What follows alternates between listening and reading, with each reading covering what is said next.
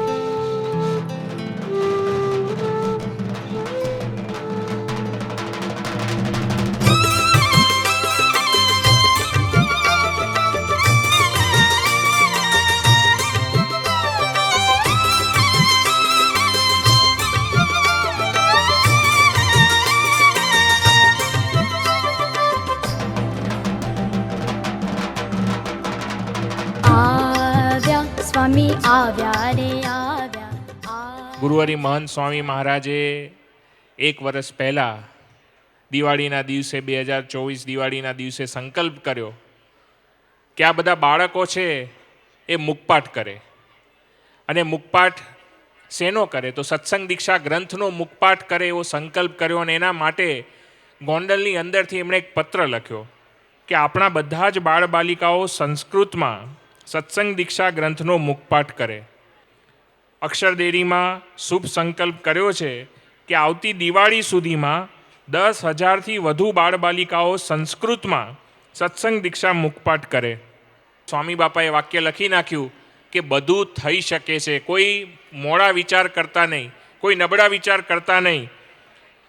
આનાથી શું થશે તો મહંત સ્વામી મહારાજે લખ્યું આનાથી અક્ષર પુરુષોત્તમના વિદ્વાનો તૈયાર થશે અને અક્ષર પુરુષોત્તમનું જ્ઞાન જીવમાં દ્રઢ થશે. શાસ્ત્રો પણ સાચી રીતે સમજાશે, સાચી દિશા મળશે. આવતી દિવાળી સુધીમાં 10,000થી વધુ બાળ બાળિકાઓ સંસ્કૃતમાં સત્સંગ દીક્ષા ગ્રંથ મુખપાઠ કરે. આવ્યા સ્વામી આવ્યા રે આવ્યા. આવ્યા સ્વામી આવ્યા રે આવ્યા આવ્યા સ્વામી આવ્યા રે આવ્યા આવ્યા સ્વામી આવ્યા રે આવ્યા થનક થઈ થઈ નાચો રે આજે ધનક થઈ થઈ નાચો રે આજે ઠુમક થઈ થઈ નાચો રે આજે નાચો રે નાચો રે નાચો રે આવ્યા સ્વામી આવ્યા રે આવ્યા આવ્યા સ્વામી આવ્યા રે આવ્યા થનક થઈ થઈ નાચો રે આજે ધનક થઈ થઈ નાચો રે આજે ઠુમક થઈ થઈ નાચો રે આજે નાચો રે નાચો રે નાચો રે આવ્યા સ્વામી આવ્યા રે આવ્યા આવ્યા સ્વામી આવ્યા રે આવ્યા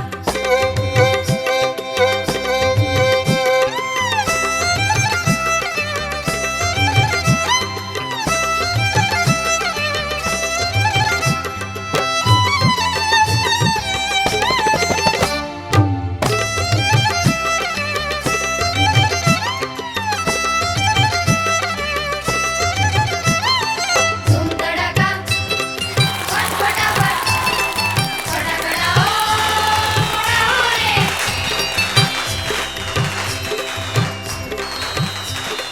ધૂમ ધડાકા ફટ ફટાફટ જોરદાર આઈડિયા લઈ આવ્યો તો આમાં તો પરમિશનની પણ જરૂર નહીં પડે.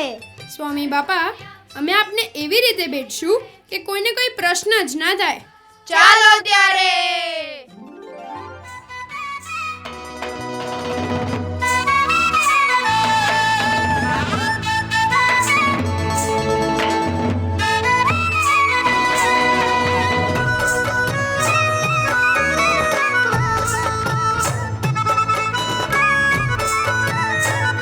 પાસે રહેવા માટે પહેલા તો મુખપટ તાજો ને તાજો જ રાખવો પડશે અને બીજું એક ફોર્મ્યુલા ફોલો કરવી પડશે.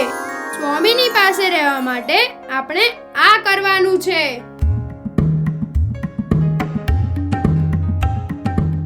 હે આ શું વળી?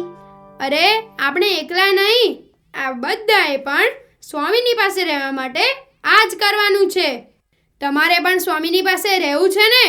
અરે બોલો તો ખરા, સ્વામીની પાસે રહેવું છે ને? જો સ્વામીની પાસે રહેવું હોય તો બધા બે હાથ જોડીને ઊંચા કરો.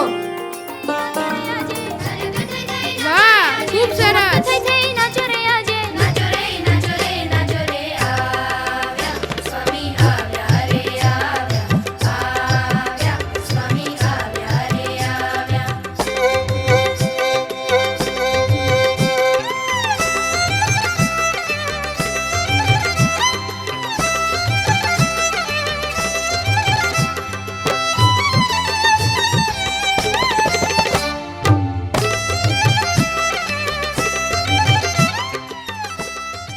જ્યારે સ્વામી બાપા આપણને કોઈ આજ્ઞા કરે ત્યારે તરત જ એ આજ્ઞાને ઝીલી લેવાની.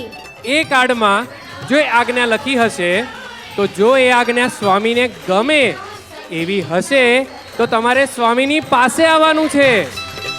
ફટ ફટાફટ ફટાકડા ઓ ફોડાવો રે તિલક ચાંદલા સહિત પૂજા અહીંયા હિરોડે જય નાદો ગુંજાવો રે ખરા ગગન ગજાઓ રે આજે જરા ગગન ગજાવો રે આજે ઠુમક થઈ થઈ નાચો રે આજે નાચો રે નાચો રે નાચો રે આવ્યા જો આપણે મોબાઈલનો વધુ પડતો ઉપયોગ કરીએ તો સ્વામી કુરાજી થાય. એટલે વળી કયો સો?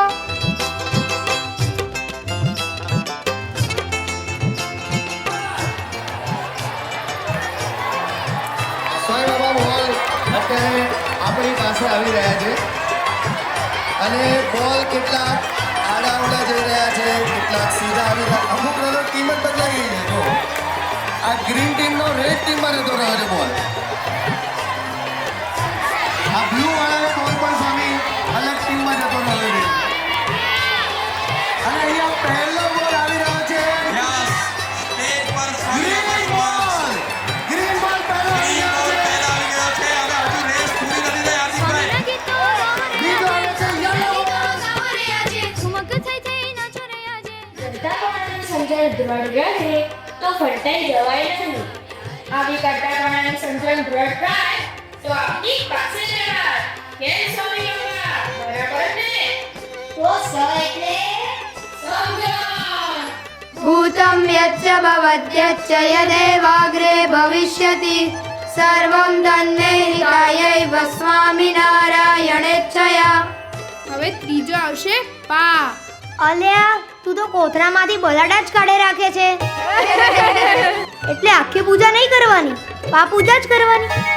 હા, આખો ધર્માદો નહીં કરવાનો, પા ધર્માદો જ કરવાનો. અલ્યા એમ નહીં, પા એટલે પાસ. મુખ્ય મુદ્દો તો હવે આવ્યો છે. પા એટલે પાસ, સ્વામીની રૂબરૂ મુલાકાતનો પાસ. તો પા એટલે શું તે સમજીએ એક નવી રમત દ્વારા. અને આ રમતનું નામ છે લાકડી પકડ. જેમ કે લેફ્ટ કહેવામાં આવશે તો બાળકો લેફ્ટ સાઈડ જશે પોતાની લાકડી છોડીને. Left left. વાહ વાહ વાહ, બે જણા આઉટ થઈ ગયા બે છે. ટીમ મેમ્બર્સ આઉટ થઈ ગયા છે. તો બૂથ પકડ સાથે રાઈટ લેફ્ટ. હવે થોડા યસ બે right right right left. Okay right left. Okay તો અહીંયા ટોટલ 5 બાળકો આઉટ થઈ ગયા છે અને બાકીના બાળકો વિજેતા બને છે જેમને લાકડી પકડી રાખી છે. આ તમામ બાળકો વિજેતા જાહેર થાય છે. આપણને પણ આ પ્રગટ સત્પુરુષ રૂપી પ્રાપ્તિ થઈ છે, તો એને પકડી રાખવાની છે. બરાબર ને સ્વામી બાપા? હા, હવે સમજ્યા ને? પા એટલે પ્રાપ્તિ. જીવનમાં ગમે તેટલી લેફ્ટ રાઈટ થાય તો પણ પ્રાપ્તિ છોડવાની નહીં. સત્સંગ દીક્ષાનો શ્લોક 128. અહો ઇહૈવ ન પ્રાપ્ત વક્ષર પુરુષોત્તમો તત્પ્રાપ્તિ ગૌરવાન નિત્યમ સત્સંગાનંદમાપ્નુયાત. યસ. અને જે ટીમ હારશે એ પ્રસાદ બનાવશે સ્વામી. તો સ્વામી બાપા ધજા ફરકાવીને દોરડા કેન્દ્રની શરૂઆત થઈ રહી છે. 3, 2, 1 સ્ટાર્ટ. આહા જબરજસ્ત. કીડીનું જોર. મક્ત થઈ થઈ નાચો રે આજે. નાચો રે નાચો રે નાચો રે આવ્યા સ્વામી આવ્યા રે આવ્યા સ્વામી આવ્યા રે આવ્યા. સારું ત્યારે સેવ મમરા લાવો. ચાલો ભાઈ જલ્દી જલ્દી મિક્સ કરો. હવે ચવાણું નાખો. અરે ભાઈ બટેકા ક્યાં છે? બટેકા લાવો લાવો જલ્દી લાવો. અરે થોડી ઉતાવળ બી રાખો યાર. અને હા એ કાકડી ટમેટા. અરે કાકડી ટમેટા ક્યાં છે? લાવો લાવો જલ્દી લાવો. અને કોથમીર. એ હા કોથમીર. ભાઈ બરાબર ભભરાવજો હા. જોયું? સ્વાદિષ્ટ ભેળ તૈયાર. આ બેડમાં બધા ભળી ગયા. કોઈનો સ્વભાવ ખાટો હતો તો કોઈનો તીખો, કોઈનો સ્વભાવ ખારો હતો તો કોઈનો તુરો, પણ બધા ભળી ગયા. સંપ રાખ્યો તો સ્વાદિષ્ટ ચટાકેદાર ભેળ તૈયાર થઈ ગઈ. આમ સંપથી કામ થાય તો સ્વામી બાપાનો રાજીપો મળે અને સ્વામી બાપાની પાસે રહેવાય. તો સ્વામી બાપાને જ કહીએ ને કે આ સંપના પ્રતિકરૂપી ભેળ આપ પ્રસાદીની કરી આપો અને એવા આશીર્વાદ આપો કે આપની રુચિ પ્રમાણે પરિવારમાં અને સત્સંગમાં સંપ રહે. સ્વામી આવ્યા રે આવ્યા.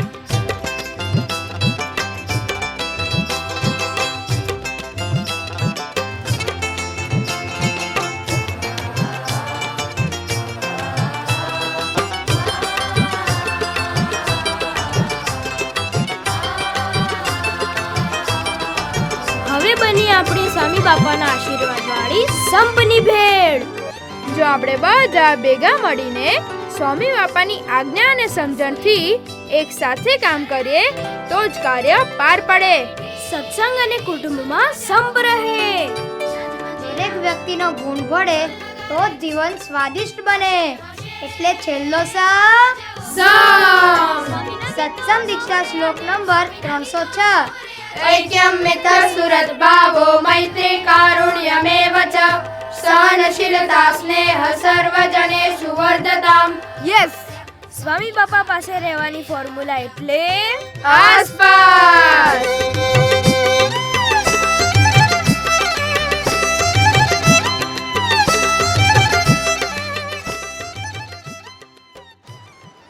સત્પુરુષને આસપાસ રહેવાની બધાની ઈચ્છા રહે છે. પણ સત્પુરુષ એક અને આપણે અનેક, એટલે શક્ય ના બને.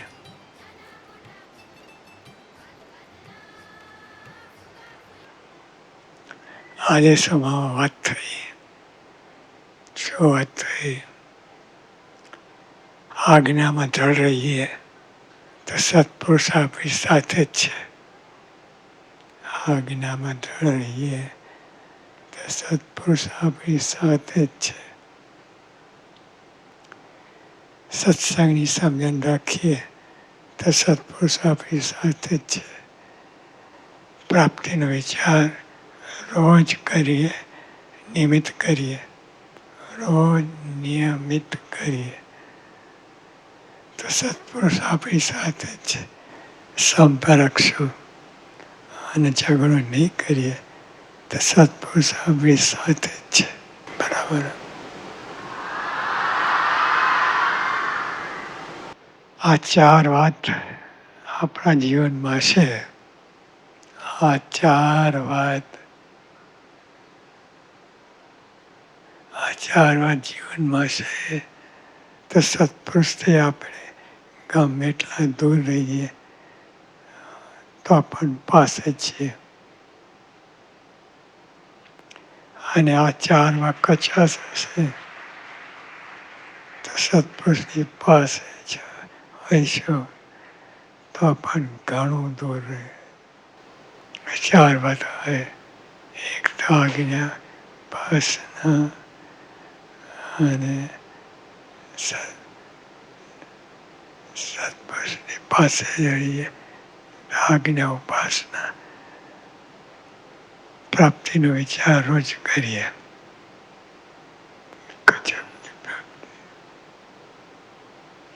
કલ્પના બહાર પ્રાપ્તિને તો રોજ વિચાર કરશું.